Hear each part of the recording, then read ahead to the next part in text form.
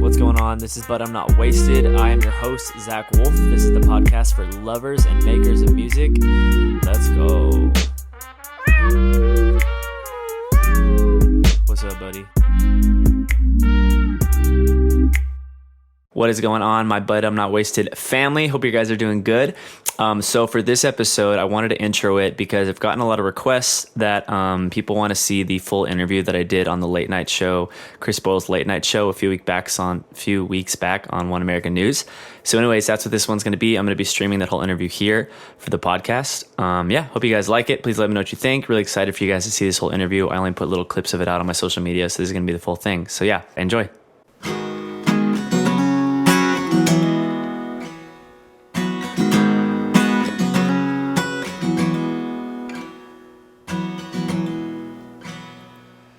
Wakes up every morning, looks like gold. Legs they send my heart up to my throat. I don't wanna say it, cause I feel so nervous. Wakes up every morning, steals my soap. But screw me, I know she is my roomie. But have you seen this cutie? I think I'll move out. Don't know what I'm saying, so la la la la la. She's running laps all morning in my mind. I don't wanna tell her, but I'm feeling alone. Yeah, I know she's my roomie. Yeah, I know she's my roomie, but man, she got it like that. She got it like that. Yeah. I guess that she got a new boyfriend. I don't think I'm gonna talk to him, no. If he was ugly, I'll push him. If he has a funny nose, I'll break it. I should probably chill a bit out, yeah. Well, screw me, I know she is my roomie. But have you seen this cutie? I think I'll move out. Don't know what I'm saying, so la la la la la. She's running laps all morning in my mind. I don't wanna tell her, but I'm feeling alone. Yeah, I know she's my roomie. Yeah, I know she's my roomie, but man, she got it like that. She got it like that. Yeah. Don't know what I'm saying, so la la la la la. She's running laps all morning in my mind. 1, 2, 3. Don't know what I'm saying, so la la la la la. She's running laps all morning in my mind. I don't wanna tell her, but I'm feeling alone. Yeah, I know she's my roomie. Yeah, I know she's my roomie, yeah. Don't know what I'm saying, so la la la la la. She's running laps all morning in my mind. I don't wanna tell her, but I'm feeling alone. Yeah, I know she's my roomie. Yeah, I know she's my roomie, but man, she got it like that. So Zach, that's a beautiful song. Tell us how you got started writing music. What got you involved in the first place? Yeah, I started writing kind of as a kid. My dad got me my first recording software when I was 12. It was kind of the only thing I ever wanted to do. I remember my first memory was me actually praying thatId be like a famous artist one day. So it's just always kind of the thing I wanted to do. That's awesome. And I have to ask, yeah. Does your roommate listen to that song? Has she heard the song? So actually, yeah. So funny story. It's about my friend's roommate. So my friend's roommate was a professional volleyball player, and I was just like, that explains a lot. Yeah, and I was like, dude, I don't know how you live with this girl. And he was like, oh, it's fine. It doesn't affect me. And I'm like, no way, man. So I actually told her as a joke, I was like, I'm going to go home. I'm going to write the song about your guys' weird like living situation.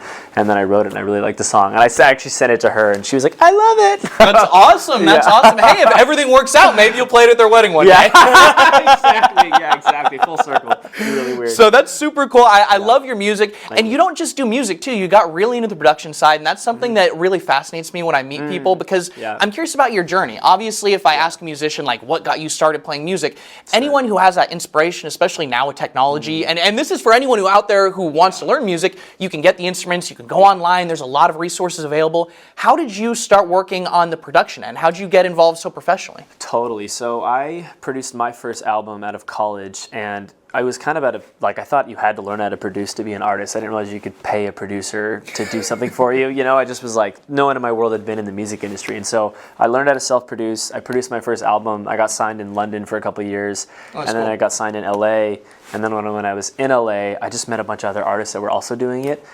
professionally. And so I was producing my own music, and then I kind of decided to take a break about 4 years ago for my own stuff. And then I had a friend who was on The Voice, and so I produced her music. And then the song we produced did pretty well. And so because of that, I was able to kind of market myself as a producer, produce full time since then, and then recently started doing my music again. That's awesome. That's really, really awesome. Yeah. Your first album called The Hunt, right? That was out. You produced it right out of college. Yeah. And you have a big Christian element in your music. But I want to say one of the things that drew me to you, a lot of the Christian artists that I have on is, and you know, I say this all the time, and I like Hillsong style music, that kind of praise oriented music, what people traditionally call worship music. But for me, when I look at the Christian music industry, it's created sort of a anticipated sound or accepted sound, and you're doing something that's much more, I wouldn't say it's radically different than any other music that's ever happened before, but it's definitely has a different vibe than what I would consider traditional worship music. How do you integrate your faith? How do you integrate Christ into the music that you produce in a way that's organic to your artistic style? Yeah, totally. I think the way I think about it is like, you don't have other industries that are segmented by faith in a good way, where like I don't think there's doctors that are like, I only work with Christian patients, right? They just are doctors who maybe like have that faith, love Jesus, and represent him in the way that they do their business.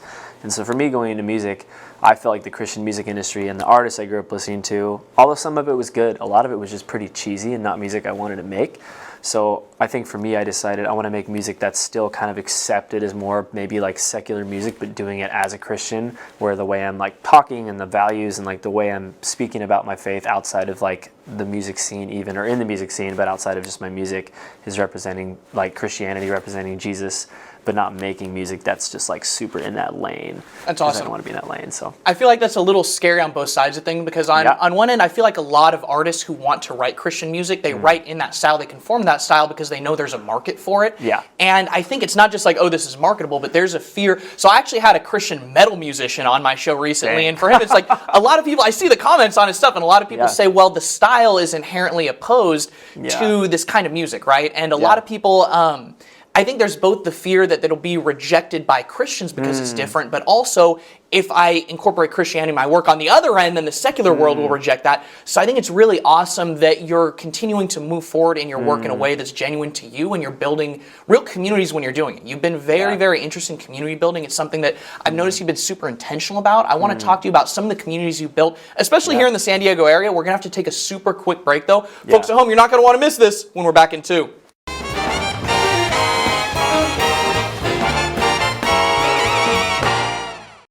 Welcome back to Nights with Chris Boyle. Joining us once again is Zach Wolf. So Zach, before the break, we were talking all about your journey as a musician, how you wrote your first album right out of college, how you got started in production, you trained in London, Los Angeles. So I mean, you know your way around the industry. And not just that, but you're doing it in a way where you're incorporating Christian values in your work in a way that's totally organic. I absolutely love it. One of the things I've really noticed, actually, the way I sort of came about your profile, is you're working really hard to integrate and create communities with local artists, right? And I think, number one, it's important because it helps uplift the work of others, it helps you get discovered, but it also creates creative synchronicity. And I feel like it's something that too many creators now, especially, we're living in a very digital world. If you're a creator, it's so easy to get into your little cave and just, drive down and create content, drill, and then upload, and you don't necessarily, bounce your work off other people, you don't integrate ideas. Talk to me about why you think it's so important for creatives to create and find those communities for themselves. Totally. I think it's a lot of what you said. I think it's easy as a creative to get so locked in on your thing that you kind of don't grow past a certain point. I remember I used to think as an artist, if I didn't if I wasn't the only writer and producer on a song I made, then it wasn't like didn't mean anything because it was like other people involved in the process. And then I met artists that were way more successful than me, that they had like 10 people writing on all their songs. And it wasn't that they weren't involved and it wasn't genuine still, but they just realized it takes kind of like a village to be successful in the way that they wanted to be successful. So I think just in terms of like, I realized professionally to get to the next level, I needed to include more people. And then also personally, I want to help other artists that are in the same space that I'm in, maybe like not as far along as me, maybe further along than me, but like kind of taking the platform that I have and helping other people grow with that, I guess. I have a podcast, it's called But I'm Not Wasted, and it's like basically a podcast for musicians. It's for people that are artists or in the industry or want to be in the industry, and that's been helpful to be really collaborative with because I can bring other people's kind of like ideas and thoughts and experience into it. So that's cool. Do you think it's important to focus on those in real life interactions as opposed to solely digital? Because now it's so easy for people to create those online communities, but it feels like there's something sometimes a tiny bit missing when that's the only place that you're investing in community. I think so. I mean, I did so much digital stuff, I would say previously in my career when I was in LA, that my focus was almost all online. And it just got kind of boring because I was like, man, I just want to connect with a real audience. You know, I wasn't really playing live as much. So I think, in terms of playing out live as an artist, it's a big deal to be in front of people, but then also just collaboratively to have someone in the room with you versus just the internet. It's kind of cheap that way, I think. That's cool. So, that's really cool. Yeah. So talk to me about what you have coming up. Obviously, you're writing a whole ton of music right now. You said you have a new album that's coming out soon, right? Mm-hmm. Yeah, I have it's going to be an EP, 4-track EP. Roomies will be the first single for it. It's going to drop in about 2 months. So Roomies is actually unreleased, so I've only played that one other time. Oh, nice. So we got a exclusive, peek. That's super cool. That's super cool. Yeah, I've been trying to test it out. I played a show a few months ago, which is I think part of how we got connected with Isabella Irardi. She had a show, had me play it. I played Roomies and it went really well, so I decided that was going to be the first song I put out. So Roomies will come out, and then the rest of the EP will come out. So. That's awesome. Yeah, I like she's doing those house shows. It's very cool. It's great for this area because there's a lot. It's a very spread out area. There's a lot of great venues in the San Diego area, but there's a lot of great houses too. Beautiful suburban area. It's a great place to do it. Oh yeah, let's go. Yeah, no, for sure. Yeah. So you said that you're based out of San Diego, but you also jump around between Oregon, I think, are you still going over the sea? Are you still going over to London and all? No, most of I was working in London for 2 years, and then when I got signed in LA, I would say majority of my kind of music people are in LA now. So I do LA about once a month. I'll try to drive up there for either a show I'm performing in, or I have a lot of artists. I still work on the production side, so I have about 5 artists I'm producing right now. So I'll drive up for like a session with them or to help their projects or whatever. So that's really cool. It seems to me that these sort of live shows, whether they're very small or very big, it seems to be where the industry's heading because quite frankly, it's more difficult now to make money off of nobody makes money off of streaming and nobody's buying CDs, and that's a huge chunk of money that's now gone from a lot of artist business models. So it seems like a lot more emphasis is put on these shows, which, there's kind of a push-pull for consumers, right? For me, if I want to go see, I don't know, like a very well-known band, it's going to be 5 times as expensive because they're not making any money off of CDs anymore, so they have to recoup that on the road. Yeah. And then also, it drives their desire to be less original on stage, quite frankly. It used to be the bands would go on stage and they do like really weird experimental stuff, and now it's like, oh, we have to hit the hits and we have to make them sound right to drive people to these events. But on the other end, with smaller creators, it's getting people out more, it's creating more of a drive for these, it's creating more of a live in-person economy. Is that something that you're leaning into?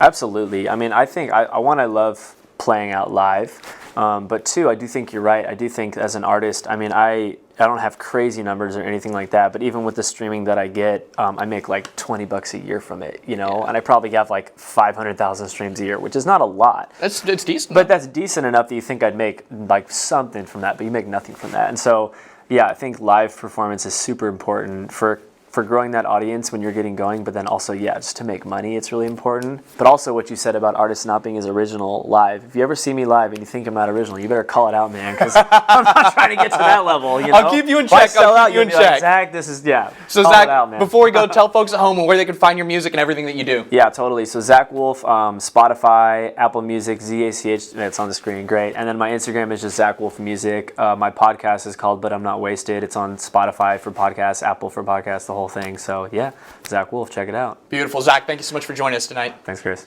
And that's all we have for you this evening. Until next time, you could follow me on Twitter and Instagram at HeyChrisBoyle. If you like the show, please send feedback to chris.boyle@onn.com. I'd like to thank my production team, my director, Jared, editor, Raphael. Oh, director Chris, too. Can't forget about you. And PA Brittany, and to all of you at home, thank you. and enjoy the rest of your night.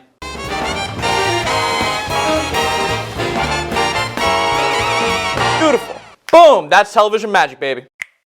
Hey guys, thanks so much for listening. Please rate, review, subscribe. Like legit, I want to know your feedback. I want to know if you liked it, if you didn't like it, talk about different things, whatever you want. Just send me messages, DM me on Instagram, Zach Wolf Music.